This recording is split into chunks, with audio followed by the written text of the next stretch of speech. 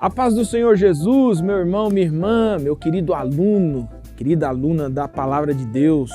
Eu sou o pastor Samuel e você está na Escola Bíblica Especial. Nós estamos continuando hoje a lição de número 2, né? Estudamos na semana passada a lição 1, hoje nós vamos para a lição de número 2, porque nós estamos numa nova série de mensagens, né? Firmados em Cristo. Estamos estudando ali os aspectos da vida cristã no livro, na carta de Paulo aos Colossenses e também na carta de Paulo a Filemon. Antes de entrarmos aqui na nossa lição, eu queria já pedir para você compartilhar o link, sabe, é todo aquele negócio que você já está acostumado, né? Mais de um ano falando isso, você já decorou, né? Compartilhar o link. Se você ainda não se inscreveu aqui no nosso canal no YouTube do Promessistas, clica ali em se inscrever, aciona o sininho para você receber todas as notificações. E eu vou lembrar você também das nossas redes sociais. Meu irmão, deixa eu te perguntar, você tem Instagram? Olha, se você tem Instagram e você ainda não segue o Promessistas, você tá perdendo o bonde. Você tem que acelerar esse negócio. Entra no Instagram e coloca lá para você seguir o Promessistas Brasil, ficar por dentro de todas as novidades que acontecem na nossa igreja. Esse é o perfil oficial da nossa igreja, Promessistas Brasil, lá no Instagram, tá bom? Meu irmão, olha só. Hoje nós vamos caminhar um pouquinho mais no livro de Colossenses, na carta, melhor dizendo, não é um livro, é uma carta de Colossenses. Vamos caminhar a partir do versículo 9 para frente, para a gente pensar um pouquinho sobre as expectativas para a jornada. Hoje é a lição de número 2. Então, meu querido, pega aí a sua lição bíblica, a sua Bíblia Sagrada e nós vamos juntos estudar a Palavra de Deus. Vem comigo.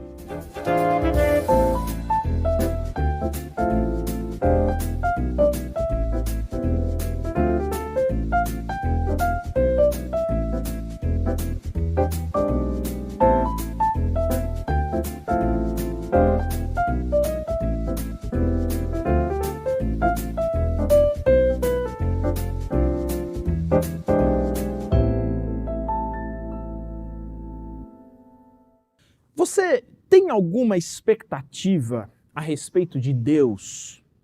Por exemplo, quando alguém fala de Deus para você, quais são as suas expectativas em relação a Deus? O que você espera de Deus? O que você tem assim guardado na sua cabeça que se você é um servo de Deus, Deus teria que fazer, né, entre aspas aqui, para você?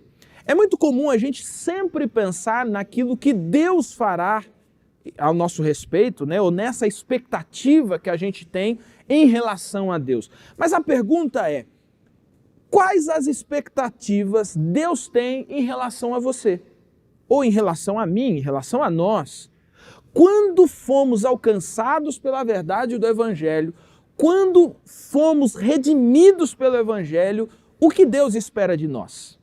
Essa é uma pergunta interessante para a nossa reflexão, porque é essa a nossa lição de número 2. Nós vamos estudar sobre as expectativas para a jornada. E o que queremos aprender com essa lição é justamente quais são as expectativas de Deus para cada um de nós. Quais são as expectativas de Deus para você? A partir do momento em que Cristo entrou na sua vida, iniciou-se ali algumas expectativas a respeito da sua vida, a respeito da sua caminhada, da sua jornada. E a nossa lição de número 2, ela vai nos ajudar a entender essas expectativas. Para nos ajudar nessa lição de número 2, está conosco mais uma vez o pastor Eleilton, né, fazendo dobradinha, dessa vez são 2 semanas aqui. Acho que você já deixou aqui 2 semanas, né? Porque provavelmente nas próximas você não vai ter mais tempo, né? Mas está conosco o pastor Eleilton, né? Como já te falei, diretor da nossa editora e também é o editor da nossa lição bíblica e vai nos ajudar aqui nos comentários da lição número 2. Pastor Eleilton, mais uma vez, seja muito bem-vindo aqui com a gente. Amém, pastor Samuel. A alegria de poder mais uma vez estar aqui com você, participar desse programa, que Deus nos abençoe, né, nesse estudo você que nos acompanha também. Uma alegria poder estar com vocês novamente, né? Que a paz do Senhor Jesus esteja sobre a nossa vida durante esse tempo de reflexão na palavra dele. Amém, amém. Pastor Eleilton, olha só, indo direto aqui, quando a gente olha para esse versículo 9, a gente parece enxergar expectativas de um pastor em relação às suas ovelhas, né? Você que é ovelha de algum pastor, ou você que é pastor, quando a gente ensina, quando a gente assim traz conhecimento, né, para nossas ovelhas, para as pessoas que estão ali debaixo do nosso cuidado, a gente tem algumas expectativas em relação a essas pessoas, né? O versículo 9 parece mostrar um pouco dessas expectativas do apóstolo Paulo em relação aos irmãos de Colossos, né? Pastor Eleilton, quais são as características dessa expectativa, disso que o apóstolo Paulo esperava desses irmãos lá em Colossos? Ok, vamos lá, pastor Samuel. Nós estamos então aqui iniciando o estudo do segundo trecho, né, da carta de Paulo aos Colossenses, trecho aqui que vai do versículo 9 até o 12, e eu acho que é importante lembrar que esse trecho aqui é um trecho que Paulo está orando pelos colossenses. Isso aqui é importante. Então, você falou de um pastor que tem expectativas em relação à sua igreja, e esse pastor está apresentando essas expectativas a Deus. Então, já mudou o cenário ali, já mudou, né? o cenário, são expectativas sérias. Então, ele está dizendo para Deus o que ele espera dos cristãos. Então, assim, se o seu pastor está orando por você e pedindo coisas a Deus em favor da sua vida, preste atenção aí no que está sendo pedido. Então, Paulo começa a sua oração orando para que os cristãos tenham conhecimento. Esse é um dos pedidos de Paulo para a igreja de Colossos. Versículo 9. Não cessamos de orar por vós e de pedir que sejais cheios do pleno conhecimento da sua vontade em toda sabedoria e entendimento espiritual.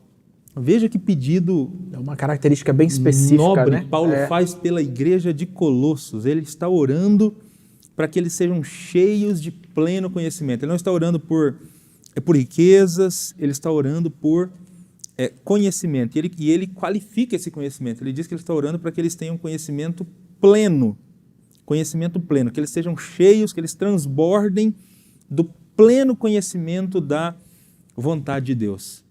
Eu imagino que esse é o desejo de todo pastor para suas ovelhas. É verdade, sem dúvida. Que as suas ovelhas tenham pleno conhecimento da vontade de Deus. E aí, não tem muito segredo, né? Como que a gente pode adquirir pleno conhecimento da vontade de Deus? Aonde a vontade de Deus está expressa ou revelada para nós? É na própria Escritura Sagrada. É a própria Bíblia Sagrada, no próprio Evangelho, de que falamos aqui semana passada, que nós falamos aqui que o Evangelho é a palavra da verdade. Então, o Evangelho apresenta para a gente a vontade de Deus. E Paulo quer que os cristãos transbordem nessa vontade.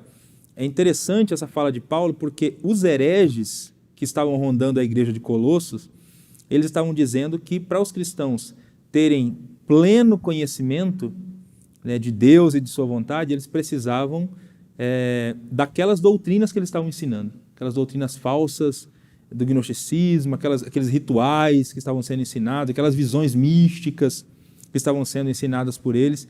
E Paulo vai dizer que não. O que eles precisam da plenitude do conhecimento da vontade de Deus presente no Evangelho. Porque se eles tiverem esse conhecimento, eles vão conseguir tomar decisões sábias no dia a dia. A ideia aqui do conhecimento e sabedoria. No dia a dia, na hora de tomar decisões, eles vão conseguir tomar decisões alinhadas com a vontade de Deus. E aí o que eu acho muito legal também nessa fala de Paulo é que ele diz que esse conhecimento é um conhecimento espiritual. Espiritual, né? Sejam cheios do pleno conhecimento da vontade de Deus em toda sabedoria e entendimento espiritual. Isto é, diz respeito aqui a um conhecimento que é dado pelo Espírito Santo.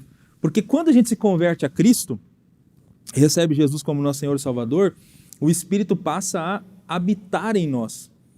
E é o Espírito Santo habitando em nós que nos dá condições de entendermos plenamente a vontade de Deus, né? Quem é que nos ajuda enquanto a gente lê a Escritura?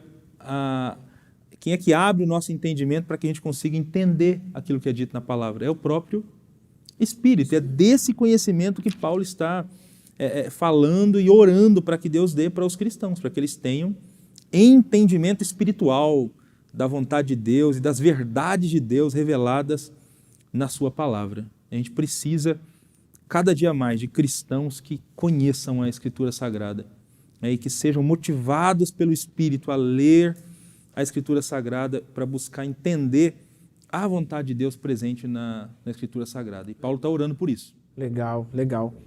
Essa coisa de um pastor orando por sua igreja, né, por suas ovelhas, é de fato assim, tá para além de algo técnico, né? É algo muito mais profundo, né? Isso é muito interessante. Bom, na nossa pergunta de número 2, a lição ela chama a nossa atenção para essas duas metáforas, né, que o apóstolo Paulo vai usar aqui nesse trecho da Escritura, né?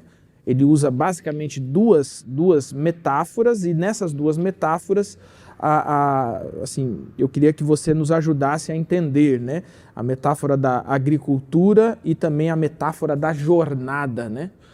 O que o apóstolo Paulo estava querendo ensinar, querendo que esses irmãos compreendessem e que tem também significado para nós hoje? Legal.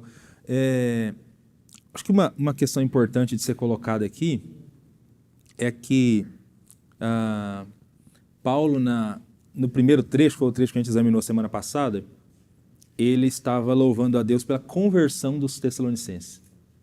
Então, louva a Deus porque vocês se converteram. Vocês têm fé, amor, esperança, vocês abraçaram a mensagem do Evangelho. Parece que essa oração de Paulo agora, a partir do versículo 9, é uma oração para o que vem depois. Ok, vocês se converteram a Cristo.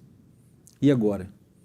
Então, agora eu desejo que vocês cresçam no conhecimento da palavra de Deus, e eu desejo que vocês vivam de maneira digna, frutificando em toda boa obra e crescendo no conhecimento de Deus. Então ele usa aqui duas metáforas. Ele usa a metáfora da estrada ou da jornada, e ele usa também aqui uma metáfora da agricultura, né, quando ele fala para os cristãos frutificarem em toda boa obra. Então Paulo está pensando aqui no comportamento dos cristãos, quando ele faz essa oração a Deus em favor da igreja, quando ele ora para que os cristãos vivam de maneira digna do Senhor, agradando-lhe em tudo, agradando-lhe em todas as coisas. Então, veja que oração interessante a oração desse pastor, orando para que Deus ajude os cristãos nessa caminhada da vida cristã, nessa jornada da vida cristã,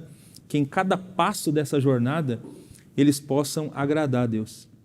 E de fato, eu acho que isso aqui é interessante porque de alguma maneira revela para nós que Deus está preocupado com cada passo da nossa caminhada, com tudo aquilo que a gente faz na nossa vida. Ele não está preocupado apenas com aquelas atividades chamadas atividades espirituais. Ele está preocupado com a nossa vida como um todo, né? Todo. A nossa vida por completo, Deus está preocupado. E Paulo ora que em cada passo dessa jornada, dessa caminhada, dessa trilha chamada vida cristã, que vocês agradem a Deus, possam agradar a Deus, e que vocês frutifiquem em toda boa obra, crescendo no conhecimento de Deus. Então você tem aqui também essa metáfora da agricultura, né? Que vocês sejam como uma planta saudável, que cresce e dá frutos, né? Uma planta saudável vai crescer e vai frutificar. Então esse é o desejo de Paulo para os cristãos, e penso que é o desejo também de todo pastor, de todo líder, né, do nosso tempo, né? Que os cristãos agradem a Deus em tudo e que sejam plantas saudáveis, né? Frutifiquem no reino e para a glória de Deus. Legal. Bom, no item 3, há alguns textos ali citados, né, aqui no item 3, que fala do porquê precisamos ser fortalecidos, né? Então, por que precisamos ser fortalecidos, né, nessa jornada e como exatamente Deus faz isso acontecer sobre a nossa vida nessa caminhada com Ele, né, nessa jornada, né, para usar a expressão aqui. Sim. Bom, se a gente pensa na vida cristã como uma jornada, como uma caminhada, e ela é mesmo uma caminhada, né? A vida cristã não é um tiro curto de 100 metros, né? Mas se parece uma maratona. É uma maratona, mesmo, né? É. Então, é óbvio que existirão momentos nessa maratona, nessa caminhada, em que nós vamos nos sentir desanimados. Existirão momentos mais agudos de sofrimento, de perseguição, de tentação, né? O dia mau chega para todo mundo. Então é óbvio que nessa caminhada nós precisamos de fortalecimento. E aí esse é o outro pedido que Paulo faz aqui nesses versículos que você citou, pastor Samuel. Quando Paulo ora para que os cristãos sejam fortalecidos com todo vigor, segundo o poder da sua glória. Então, ele ora por fortalecimento. Ora por fortalecimento. Exatamente porque a jornada nem sempre é fácil. A jornada, às vezes, é difícil, né? Talvez você que está nos assistindo aqui, acompanhando essa live da Escola Bíblica, enquanto a gente leu aqui o texto da Escritura Sagrada, você se lembrou de algum período difícil da sua vida. Porque a jornada da vida cristã, às vezes, é difícil. E é por isso que Deus nos fortalece. E nos fortalece como? Segundo o poder da sua glória. Segundo o poder da sua glória. O que é o poder da sua glória? A glória aqui tem a ver com a própria presença de Deus. Com a própria presença de Deus, que nós, seres humanos, fomos privados quando pecamos lá no início. Todos pecaram e foram destituídos dessa glória. Mas quando a gente se rendeu a Cristo novamente, se converteu, acreditou na palavra da verdade, nós temos de novo esse privilégio, né, de poder contar com a glória ou com a presença de Deus. Nós temos o Espírito morando em nós, nós temos o próprio Deus caminhando com a gente. Então, esse é o nosso diferencial na jornada. Ela é difícil às vezes, ela é desanimadora, pode surgir momentos complicados, mas nós temos a presença de Deus. Nós somos fortalecidos com o poder da sua glória. Eu acho que isso faz toda a diferença. Faz toda a diferença, na caminhada. Com certeza. E pastor Eleilton, quando a gente fala dessa ideia, né, de fortalecimento e como que Deus faz isso, existem algumas características, né, na nossa pergunta de número 4, ela vai falar sobre vai falar para a gente sobre essas características que devem marcar o percurso da vida cristã, né? Então, que características são essas que marcam o percurso, que marcam essa jornada, que marcam essa caminhada da vida cristã? Bom, Paulo apresenta algumas dessas características aqui no final do versículo 11 e também no versículo 12. Paulo diz que Deus nos fortalece segundo o poder da sua glória, para que com alegria tenhais toda perseverança e paciência. Então Paulo fala, primeiro, de perseverança e de paciência. Então, nessa caminhada na jornada cristã, nessa estrada chamada vida cristã, nós vamos precisar de perseverança. Exatamente porque ela é difícil. Nós travamos uma batalha constante. Nós ainda não fomos glorificados, a natureza pecaminosa ainda está em nós e nós travamos uma batalha dia a dia contra o pecado, né, que tão de perto nos assedia. E é preciso insistência nessa caminhada para fazer a vontade de Deus, né? Paulo fala de uma luta que ele trava constantemente para fazer o que é certo. E às vezes não consegue fazer o que é certo. E o que ele não quer fazer, que ele sabe que é errado, é o que ele acaba fazendo. Então a gente vive essa luta constante. A gente precisa perseverar, então, insistir. Na soteriologia, há a doutrina da perseverança dos santos, né? Que é a ideia que os santos precisam ser fiéis até o fim, né? Porque eles estão nessa caminhada, estão nessa luta constante e eles precisam de perseverança, longanimidade, né? Ou paciência, né? Por conta das situações que vão enfrentando no dia a dia, né? As próprias tribulações vão fazendo com que os cristãos adquiram paciência, adquiram longanimidade, tenham o seu caráter provado. Então, tudo isso se enfrenta na vida cristã. E Paulo fala também aqui da alegria. Perseverança, paciência e com alegria. Eu acho que essa alegria aqui ela só pode brotar nessa caminhada da vida cristã, que às vezes não é fácil, por conta da certeza de que Deus está do nosso lado. Por conta da certeza de que nós temos a presença de Deus em nós, o Espírito habitando em nós. Então é possível caminhar com alegria. Acho que Paulo está falando aqui de uma alegria que é, inclusive, ultra circunstancial. Que leva a pessoa, inclusive, a conseguir dar graças a Deus o Pai, porque mesmo diante de circunstâncias adversas, essa pessoa pode contar com a presença de Deus e com a graça de Deus na sua vida. E ela caminha olhando para frente e lembrando-se também que esse Deus nos capacitou para participar da sua herança. Para que a gente tenha parte da sua herança. Então, ter parte aqui significa esse direito que a gente tem de desfrutar da herança celestial. Talvez aqui nós tenhamos aqui uma linguagem muito própria do Antigo Testamento. No Antigo Testamento que tinha muito essa ideia de ter herança, de receber como posse Canaã, terra prometida. Então nós temos uma herança. É bem verdade que a plenitude dessa herança não será dada no futuro, quando Jesus voltar, mas nós já começamos a desfrutar dela hoje. A própria presença do Espírito em nós é o penhor dessa herança, já é o primeiro pagamento, a primeira parcela dessa herança que a gente já começou a desfrutar aqui.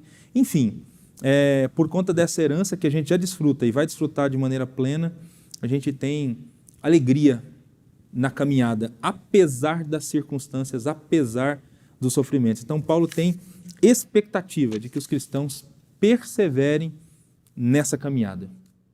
Em nenhum momento ele fala que vai ser fácil, que é uma caminhada simples. Acho que a própria palavra perseverar já impõe uma ideia de que haverá dificuldades no caminho. Sim, com certeza. Porque a gente tem que perseverar é porque é possível que pedras... As pressões não vão ser poucas, Pedras aparecerão, as pressões não serão poucas. O próprio Jesus disse, que no mundo nós teríamos aflições. Jesus nunca disse que seria fácil a caminhada ao lado dele. Ele não usa o artifício de alguns propagandistas, que apresentam só os benefícios do seu produto em letras garrafais e aí em letras minúsculas. Sim, os problemas que podem ocasionar. Os problemas, as contraindicações. Não, Jesus sempre foi claro. Mas, graças a Deus, ele está do nosso lado. Nós podemos contar com a presença dele para nos ajudar nessa caminhada da vida cristã. Legal, legal. Meu querido irmão, minha querida irmã, está acompanhando aí a nossa lição. Estamos hoje estudando a lição de número 2 e estamos falando um pouquinho sobre essas expectativas a respeito da jornada, da caminhada, Quais as expectativas que Deus coloca sobre nós quando nós nos rendemos a Cristo? A pastor Eleu está aqui na segunda parte aqui, da nossa lição, essa parte onde a gente aplica um pouco de tudo isso que a gente estudou aqui, a gente vai aplicar isso para a vida. E eu queria pensar aqui as duas questões últimas que aparecem, e a quinta diz assim, dialogue com os estudantes sobre a importância de estudar a doutrina correta, mas também de colocá-la em prática, a ortodoxia e a ortopraxia. Você acha que às vezes tendemos a enfatizar mais uma do que outra?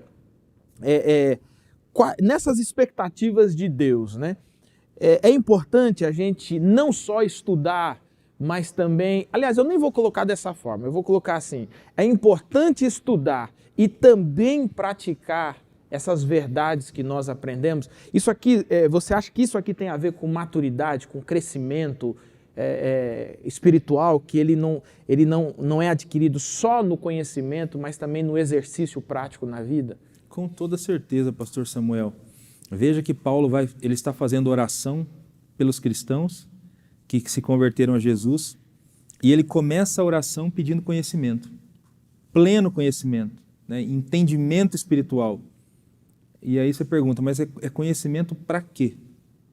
é conhecimento para praticar boas obras, é conhecimento para viver, né, a vida cristã na prática, né, agradando a Deus em tudo, cumprindo a missão, né, cumprindo a missão em todos os ambientes, em todos os lugares onde esse cristão estiver. Então, por que a gente precisa crescer no conhecimento? É crescer no conhecimento para viver aquilo na prática, no dia a dia. As nossas lições bíblicas mesmo, eu não sei se subliminarmente ou se já intencionalmente, né? Ou claramente mesmo, né? Toda lição tem duas partes.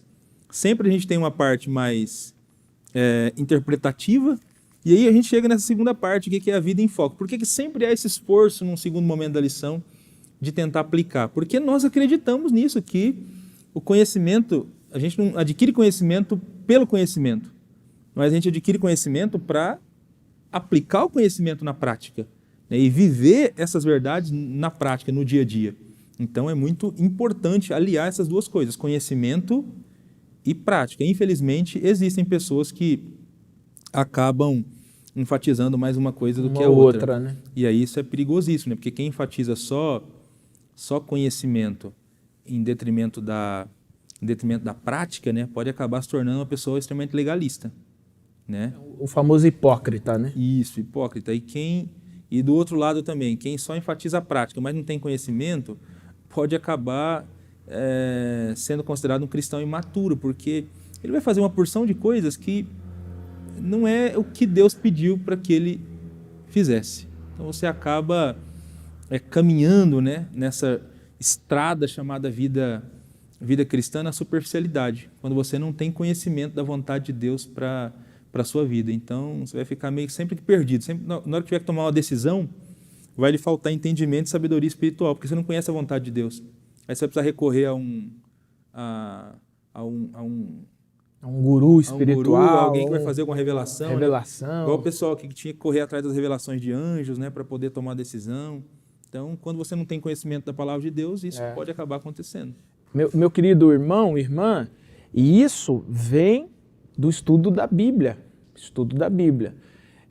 Uma vez eu já fiz a afirmação de que uma pessoa que não gosta de estudar a Bíblia e se diz cristão, as coisas são antagônicas, elas não se completam, tem alguma coisa errada. Né?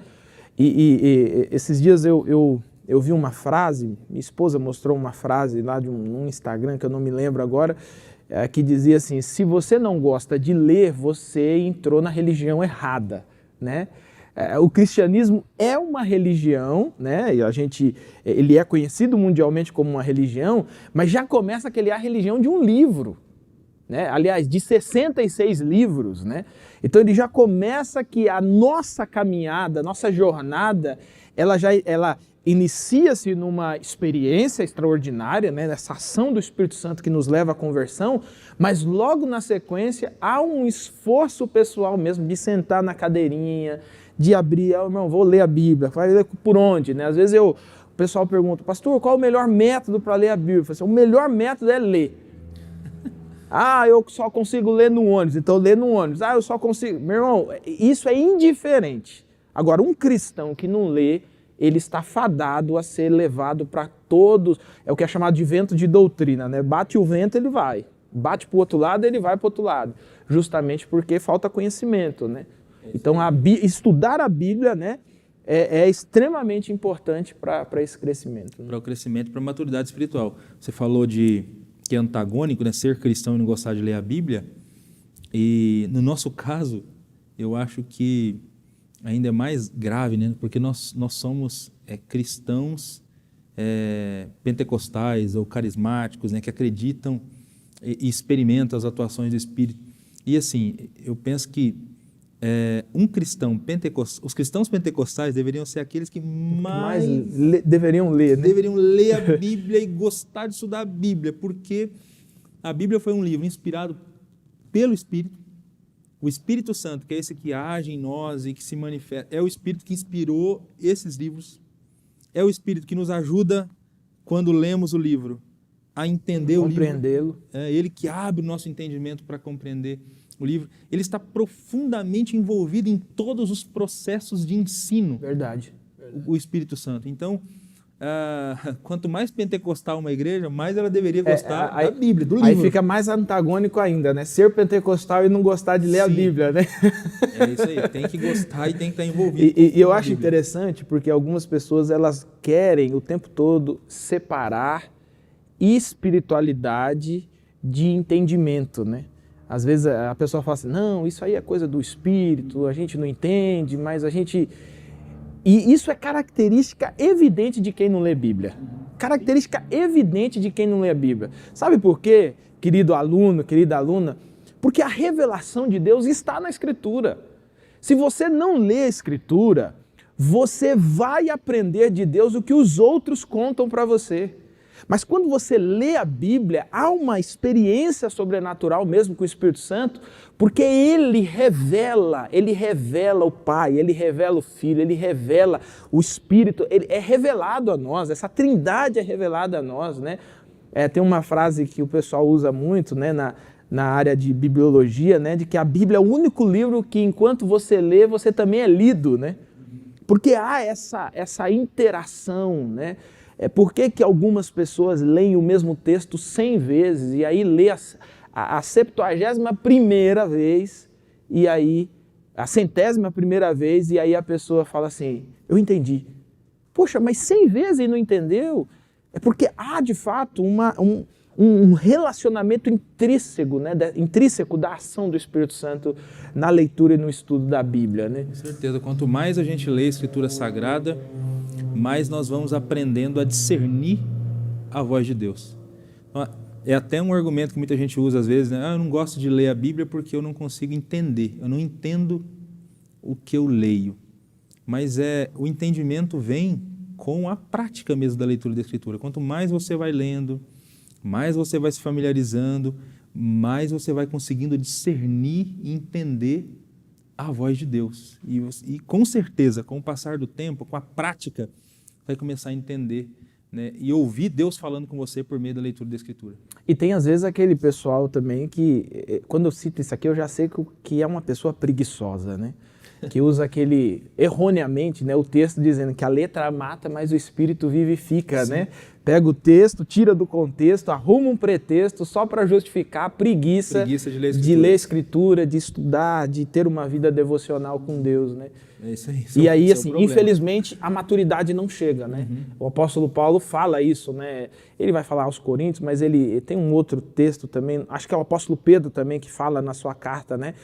Que queria falar com os irmãos, queria conversar com os irmãos como pessoas com maturidade na fé, mas ainda são bebês tomando leitinho, que não absorvem coisas sólidas, coisas mais substanciosas, né? E às vezes é isso, né? Às vezes as pessoas querem simplesmente ler aqueles trechos, né? Eu brinco que os trechos das promessas, né? As promessas que Deus tem mais de tantas promessas na Bíblia. Você compra até uma Bíblia de promessas, né? Você compra uma caixinha de promessa, né? E você nunca consegue perceber a profundidade, né? Aquilo que está por detrás de tudo isso, que justamente vai promover essa maturidade espiritual na vida, né? Isso aí. Pedro fala de crescer na salvação por meio da palavra de Deus, por meio da Escritura. 2 Pedro capítulo 2, ele termina o capítulo 1 dizendo que nós ganhamos vida por meio da palavra. E aí começa o capítulo 2 dizendo que a gente cresce na caminhada cristã por meio do conhecimento da palavra. Então, não tem atalho, não tem outro jeito. Você cresce por meio do conhecimento da Escritura. Não tem como ser cheio do pleno conhecimento da vontade de Deus e ter sabedoria e entendimento espiritual sem conhecer a palavra de Deus. Sempre seremos cristãos rasos e superficiais se a gente não investir tempo para conhecer a Escritura Sagrada. Né? É isso aí. Pastor Elito, para a gente encerrar então, fale um pouquinho sobre essa necessidade de perseverança e alegria nessa caminhada, nessa jornada, e como que Deus pode contribuir, né? Já falamos um pouquinho isso na questão 4, mas de maneira prática mesmo, como que esse estudante, essa estudante pode perceber esse fortalecimento de Deus na sua vida para ele continuar firme aí na caminhada? Como a gente disse, a vida cristã não é um mar de rosas, né? Quem diz isso está mentindo. Quem diz isso não conhece o Evangelho de Jesus. A teologia da prosperidade, da teologia da saúde perfeita, a teologia da confissão positiva, elas não se parecem em absolutamente nada com o Evangelho de Jesus. Então, na caminhada cristã, nós enfrentaremos dificuldades, mas há um desafio da Bíblia Sagrada, e Paulo ora aqui para os cristãos nesse sentido. Mesmo diante dessas dificuldades, é possível perseverar e ter alegria, e ter contentamento. De novo Pedro, né? Pedro, quando ele fala das provações, ele diz assim, nisso exultais, ainda que no presente sejais contristados com várias provações. Está no capítulo 1, versículo 6. Então é possível exultar e ter contentamento em Deus, mesmo a despeito das provações e das tribulações. Então, quando você conhece a vontade de Deus, entende que o Deus que você serve está do seu lado, Ele está caminhando com você, entende a soberania dele, isso dá força para você enfrentar as dificuldades do dia a dia, as dificuldades da caminhada cristã. Então, é só esse entendimento espiritual que vem por meio da palavra de Deus que pode fazer com que você consiga viver com contentamento, com alegria e perseverar mesmo diante das provações. Quando o seu conhecimento de Deus ele é superficial, é raso, é possível que quando chegar as provações e quando as coisas apertarem, você vai pular fora. Espana, né? Eu acho que isso também está muito relacionado com aquilo que a gente sabe de Deus e não exatamente com aquilo que Deus faz para a gente, né? Uhum. Eu sempre uso esse exemplo, né? Eu particularmente nunca vi ninguém ser ressuscitado. Eu nunca vi uma pessoa ser ressuscitada, um morto ser ressuscitado assim, na frente dos olhos, né? Uhum. Mas a Bíblia diz que Jesus ressuscita mortos. Então eu não preciso ver para saber que é algo que Deus pode fazer, é algo que está no controle de Deus. E ainda que não faça aqui, há uma promessa futura. Então, assim, eu acho que esse contentamento, essa alegria não está relacionada ao ver Deus fazer, mas em crer, né? Por isso que essa última expressão que você usou de que a maturidade ela é importante, né? Para você não pular fora, para você não espanar, porque essa maturidade que vem da palavra de Deus, ela firma convicções, não porque você viu, né? Mas porque essa é a revelação de Deus, né? Sim. Essa é Deus revelando a vontade dele, é Deus revelando quem ele é, e Deus é confiável, não é o que Deus faz, o próprio Deus é confiável, né? Isso aí. Você já deve ter ouvido algumas vezes na igreja, geralmente quando o pessoal vai ministrar na hora do louvor, é comum essa frase, né? Pessoal, nós temos que adorar a Deus por quem Ele é. Não pelo que Ele faz, mas por quem Ele é. Aí a pergunta é, quem Ele é? Tem muita gente que tem uma visão Exatamente. muito equivocada de Deus. Então, se a gente tem uma visão correta de quem é Deus, e essa visão só é por meio do conhecimento da vontade de Deus revelado na Escritura, se a gente tem esse conhecimento, nós vamos ter muito mais perseverança e conseguir enfrentar todas as dificuldades da caminhada, da jornada, com alegria no nosso coração. E vamos frutificar, crescer, né, como plantas saudáveis. Amém. Glória a Deus. Meu querido irmão, minha querida irmã, chegamos ao fim do nosso estudo, mais esse estudo de número 2 da nossa lição. Eu vou pedir mais uma vez para o pastor Eleuto dirigir a gente em oração para a gente encerrar aqui esse nosso momento de estudo da palavra de Deus. Senhor, nós glorificamos o Teu nome pela Tua palavra. Te glorificamos por esse trecho da carta de Paulo aos Colossenses. Paulo está escrevendo para cristãos que haviam se convertido ao Senhor e ele ora pedindo algumas coisas, ele tem algumas expectativas para esses cristãos que se converteram a Cristo. Ele ora para que eles tenham conhecimento, ele ora para que Deus mude o comportamento deles, ele ora para que Deus fortaleça eles com a sua presença, e ele ora para que eles tenham perseverança. É o que nós desejamos e queremos também, Deus. Ajuda-nos a crescer cada dia mais no conhecimento da Tua palavra. Transforma o nosso comportamento, Deus, por meio da Tua palavra, para que andemos de modo digno do Senhor em tudo e frutifiquemos sempre em boas obras em nossa caminhada cristã. Fortalece-nos sempre com a Tua presença, Deus. Não deixa nunca a gente esquecer que o Senhor está do nosso lado, que o Senhor está conosco, que nós não estamos sozinhos nessa caminhada e que essa lembrança constante sirva de motivação para que a gente persevere cada vez mais nessa caminhada e tenha contentamento, alegria nessa caminhada, tendo sempre a certeza de que temos parte numa herança, que já começamos a desfrutar, mas receberemos de modo pleno quando Cristo voltar. Ajuda-nos, Deus, apesar das lutas, apesar das aflições da caminhada cristã, ajuda-nos a insistirmos até o fim. Para a glória do Teu nome oramos. Amém. Amém, amém. Pastor Eleuto, mais uma vez, obrigado. Amém, meu irmão. Meus queridos, chegamos ao fim da nossa lição bíblica, né? Lição bíblica de número 2. Quero lembrar você que você pode entrar em contato com o programa especial da Escola Bíblica através do e-mail, mandando suas dúvidas, mandando suas perguntas, mandando as suas sugestões. Nós teremos a maior alegria em receber aqui a sua mensagem. Eu quero lembrar você, olha só, quinta-feira, Promessas de Esperança, acontece aqui no nosso canal, tá? Segunda-feira, programa Texto e Contexto. Terça-feira, Conexão Feminina. Quarta-feira, você já sabe, horário marcado, a nossa Escola Bíblica Especial.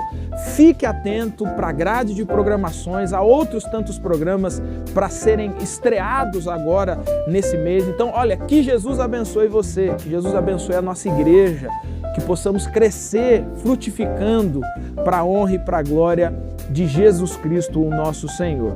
Que você tenha um bom restante de semana, que Jesus abençoe você no estudo da tua palavra. Lembre-se de ler a Bíblia, não esqueça disso. Nos encontramos na próxima semana e que você tenha bons estudos da palavra de Deus.